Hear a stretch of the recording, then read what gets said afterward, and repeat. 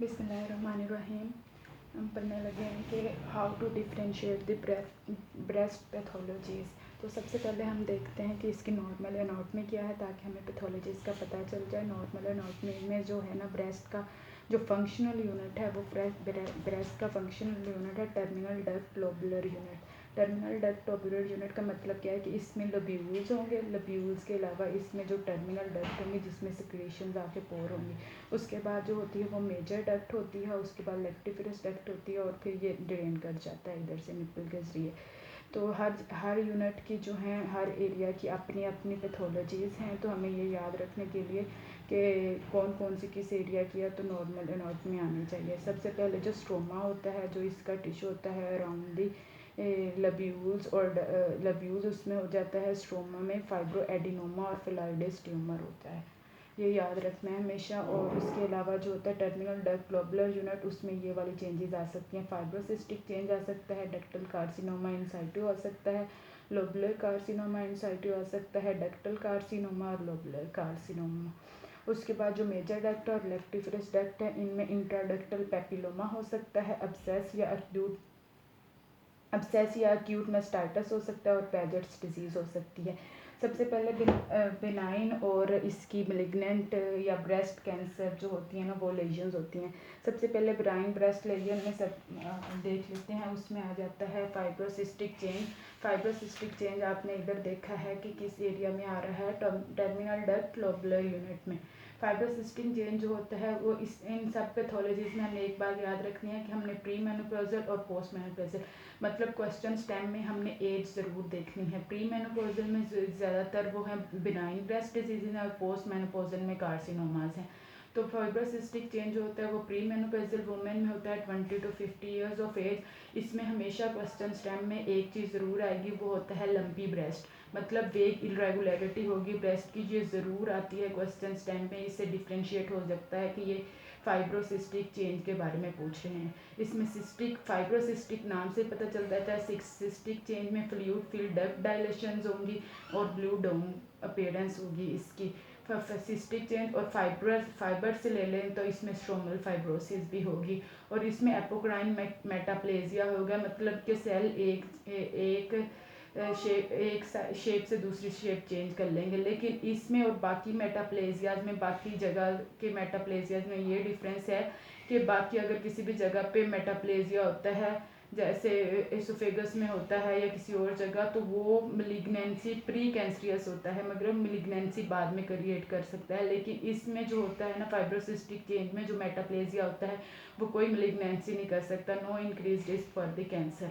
तो इसके बाद हम फाइब्रोसिस्टिक चेंज है इसकी सब टाइप्स में आ जाते हैं। सब टाइप्स जो है इसकी स्क्लेरोसिस एडिनोसिस है, मतलब एडिनोसिस का ये खुद इसमें कोई इंक्रीज रिस्क नहीं है, लेकिन अगर ये वाली चेंजेस आ जाएंगी फिर इसमें रिस्क हैं कैंसर के। स्क्लेरोसिस एडिनोसिस का मतलब है कि नॉर्मल ग्रैंड में एसिना इतने होते हैं, मतलब इतने ज़्यादा नहीं होते, बीच में फाइब्रस टिश्यू होता है। लेकिन जब एडिनोसिस का मतलब different increase number of acini increase कर जाएंगे तो ये एडिनोसिस हो जाएगी। और फाइब्रस एडिनोसिस से क्लिरोसिस का मतलब है फाइब्रस चेंज भी आएगा, फाइब्रस टिश्यू भी इंक्रीज होगा, इसका मतलब है फाइब्रस एडिनोसिस। उसके बाद जो आता है वो है एपिथेलियल हाइपरप्लेजिया। एपिथेलियल हाइपरप्लेजिया में डक्ट जो होती है ना, वो दो तरह के सेल से लाइन होती हैं। इनर जो होती है टूवर्ड्स द ल्यूमन साइड होती है, वो कलमनर एपिथेलियम होती है, और उसके नीचे टूवर्ड दी बेसमेंट मेम्ब्रेन होती है, वो मायो एपिथेलियल सेल्स है, मतलब वो कंट्रैक्ट करेंगे तो सिक्रीशन आगे प्रोपेल होंगी। तो एपिथेलियल हाइपरप्लेजिया में क्या होता है कि ये सेल्स जो होते हैं ना वो इंक्रीज इन नंबर हो जाते हैं। अगर ये सेल्स सेम रहें, मतलब कि कोई टाइप उनकी शेप चेंज ना हो, तो इसमें 2 टाइम रिस्क है लाइक स्क्लेरोसिस एडिनोसिस। लेकिन अगर ये इंक्रीज कर जाए, मतलब एटिपिकल शेप हो जाए, फिर 5 टाइम रिस्क है of adenosis of cancer. Inflammatory processes आ जाते हैं। अब इन्फ्लेमेटरी में हम देख सकते हैं वो फैट नेक्रोसिस आ जाता है। फैट नेक्रोसिस जो होता है वो भी बिनाइन कंडीशन होती है, ट्रोमा के साथ प्रेजेंट करती है, मतलब।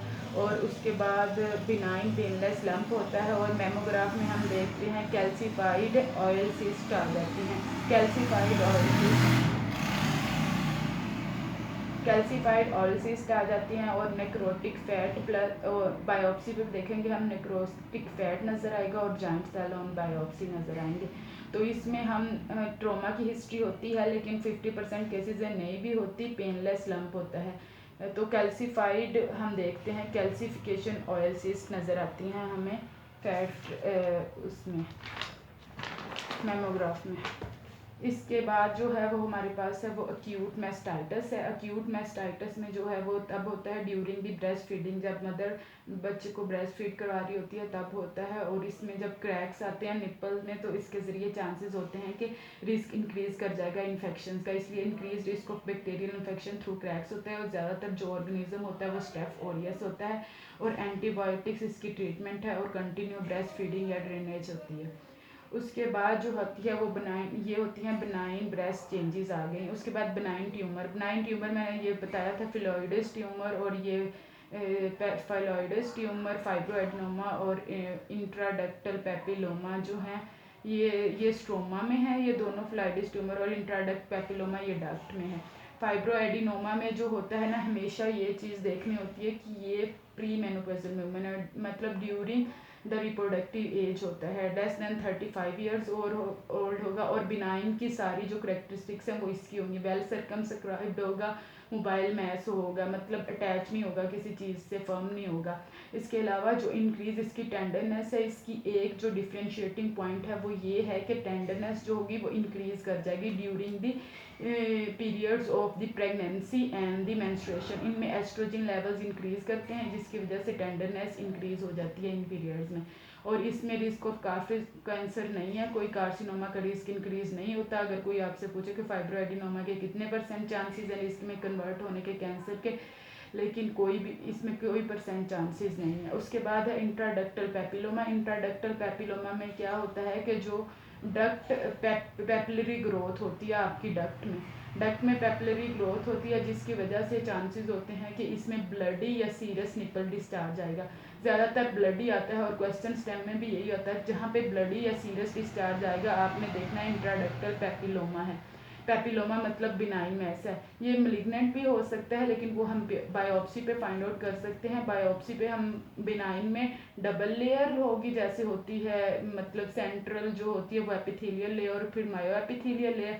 जब कैंसर में होगी, कैंसर में सिंगल लेयर रह जाती है, मतलब मायो एपिथेलियल लेयर्स जो होती हैं ना वो गायब हो जाती हैं अगर कैंसर होगा। तो ये हम बायोप्सी पे डिफ्रेंशिएट कर सकते हैं। लेकिन जब भी क्वेश्चन आएगा वो ब्लड टिंज्ड आएगा तो वो हमें इंट्राडक्टल पेपिलोमा मार्क करना है। उसके बाद फोलॉइडस ट्यूमर है, ये भी स्ट्रोमा का ट्यूमर है। इसमें क्या होता है, इसमें सेम होता है फाइब्रोएडिनोमा की तरफ, लेकिन इसमें लीफ लाइक प्रोजेक्शन होती हैं और वो प्री मेनोपॉजल में था, ये पोस्ट मेनोपॉजल में होता है। उसमें कोई रिस्क नहीं था कैंसर का, इसमें थोड़ा सा रिस्क होता है कि समटाइम ये मेलिग्नेंट होती है कंडीशन। उसके बाद आ जाते हैं हम ब्रेस्ट कार्सिनोमा पे। ब्रेस्ट कार्सिनोमा को हम डिवाइड किया है नॉन इन्वेसिव और इन्वेसिव में। नॉन इन्वेसिव जो है वो ductal carcinoma in situ, ductal carcinoma in situ, Paget's disease और lobular carcinoma in situ. In situ का मतलब है वो बेसमेंट मेम्ब्रेन के अंदर ही रह जाएंगे, अभी उन्होंने इन्वेड नहीं किया। डक्टल कार्सिनोमा ये देखिए, ये वाली बेसमेंट मेम्ब्रेन है, ये अंदर ही प्रोलिफरेट हो रहे हैं, प्रोलिफरेटिव लेजन्स हैं, लेकिन उन्होंने डक्ट को फिल किया हुआ है लेकिन within a basement membrane. Duct tumours are filled with the neoplastic cells. और इसमें हमें क्या मेमोग्राफी पे नज़र आएगा, मेमोग्राफी पे हमें कैल्सिफिकेशन नज़र आएंगी, माइक्रो कैल्सिफिकेशन। और इसकी एक टाइप है हाई टाइप, हाई टाइप कहते हैं कमीडो एडिनो कार्सिनोमा। इसमें क्या होता है, कितने ज़्यादा डक्ट के अंदर नियोप्लास्टिक सेल्स की प्रोलिफरेशन हो जाती है कि जो सेंट्रल सेल्स होते हैं उनको ब्लड सप्लाई नहीं जा रही होती, जिसकी वजह से वो निक्रोज्ड हो जाते हैं और ये हमें, और इसकी कैल्सिफिकेशन हो जाती है और ये हमें नज़र आती है बायोप्सी पे, सेंट्रल नेक्रोसिस बस प्लस कैल्सिफिकेशन। उसके बाद जो होती है ना लोबुलर कार्सिनोमा इन साइटू, ये डक्ट में होगा और ये लब्यूल में होगा। Lobular carcinoma does not produce mass और कैल्सिफिकेशन, क्योंकि ये लब्यूल के अंदर होता है, लब्यूल के अंदर मैस फील नहीं होता और ऑन कैल्सिफिकेशन। इसलिए जो है ये हमें, ये इंसिडेंटल फाइंडिंग है कि हमने किसी और कॉज के लिए किया है, लेकिन हमें डक्ट के अंदर ये कार्सिनोमा नज़र आ गया है। और इसका जो होता है डक्टल कार्सिनोमा इन सिटू का मतलब होता है कि इंक्रीज रिस्क ऑफ कैंसर है इन दैट ब्रेस्ट मतलब अगर राइट है तो राइट में, अगर लेफ्ट है तो लेफ्ट में। लेकिन लोबुलर कार्सिनोमा इन साइटो में एक डिफरेंट पॉइंट ये आ जाता है कि इसमें increase risk of cancer in either breast, मतलब दोनों में से किसी में भी इंक्रीज रिस्क हो सकता है। और इसमें एक चीज़ ये है कि सेल्स आपस में जुड़े हुए नहीं होंगे, लैक ईक एडहेरिन, जो इनको सेल्स को जोड़ रही होती है आपस में चीज़, वो लैक होती है, जिसकी वजह से डिसकोहेसिव सेल्स होती है, मतलब सेल्स आपस में जुड़े नहीं होते। इसके अलावा जो हो गई वो रह गई है पैजेट डिजीज़। पैजेट डिजीज़ जो होती है वो डक्टल कार्सिनोमा इन साइटो की ही एक्सटेंशन होती है टूवर्ड्स लेक्टिफेरस डक्ट्स और nipple, extension of underline ductal carcinoma. और इसको हम कैसे फिजिकल एग्जामिनेशन पे पहचान सकते हैं कि इसमें इंड्यूरेटेड स्किन होगी, मतलब स्किन लेजन होगी, स्किन लेजन हमें नज़र आएंगी, रेडनेस होगी, एरिदेमा होगा ओवर द निपल या स्किन ऑफ एरुला। उसके अलावा जो होता है ये अगर हम बायोप्सी पे देखेंगे तो वो बायोप्सी पे ये स्किन की लेजन है तो स्किन की स्क्वेमस एपिथेलियम होगी। स्क्वेमस एपिथेलियम ऐसे बहुत सारी लेयर्स में होती है, लेकिन उनके दरमियान हमें कुछ एबनॉर्मल से सेल नज़र आएंगे, जैसे लार्ज सेल होंगे और साइटोप्लाज्म क्लियर होगा, तो वो हमें इंट्राडक्टल एडिनोकार्सिनोमिक सेल्स नज़र आएंगे इस। उसके अलावा हमारे पास रह गया है इन्वेसिव कार्सिनोमा, वो नॉन इन्वेसिव थे। नॉन इन्वेसिव में ductal carcinoma in situ, lobular carcinoma in situ और तीसरा आ जाता है पैजेस डिजीज। इन्वेसिव कार्सिनोमा आप देख लेते हैं, उनसे ही लिया गया। डक्टल कार्सिनोमा अगर इन साइटू अगर इन्वेड कर जाएगा बेसमेंट मेम्ब्रेन को, वो invasive carcinoma, invasive ductal carcinoma बन जाएगा इसमें। और अगर जो है अगर लोबुलर कार्सिनोमा इन साइटू इन्वेड कर जाएगा बेसमेंट मेम्ब्रेन को, वो इन्वेसिव लोबुलर कार्सिनोमा बन जाएगा। इसमें जो हमने बिनाइन में देखी थी, बिनाइन में क्या कैरेक्टरिस्टिक्स थी, बिनाइन में वेल सर्कमस्क्राइब्ड था, स्मॉल था और मोबाइल था। इसमें जो होगी वो फाइब्रस होगी, फर्म होगी, रॉक हार्ड होगी और डक्ट लाइक सेल इन डेस्मोप्लाज्मिक, मतलब ये डक्टल है ना, तो हमें डक्ट लाइक सेल ही नजर आएंगे इन दी स्ट्रोमा, जो आउटसाइड द बेसमेंट मेम्ब्रेन नजर आएंगे। ये बायोप्सी की फाइंडिंग है, उसी में हमें नजर आएंगे। इसकी टू टाइप्स है, सब टाइप्स हैं। जो ट्यूबुलर है वो वेल डिफ्रेंशिएटेड होता है, मतलब ट्यूब लाइक होता है। और ये इसमें एक रीज़न जो मैंने पहले भी बताई है कि कैंसर्स में होती हैं वो मायोएपिथेलियल लेयर लॉस्ट हो जाती है, इसमें सिर्फ एक लेयर रह जाती है। इसको हम माइक्रोस्कोप पे डिफ्रेंशिएट कर सकते हैं बायोप्सी फाइंडिंग में।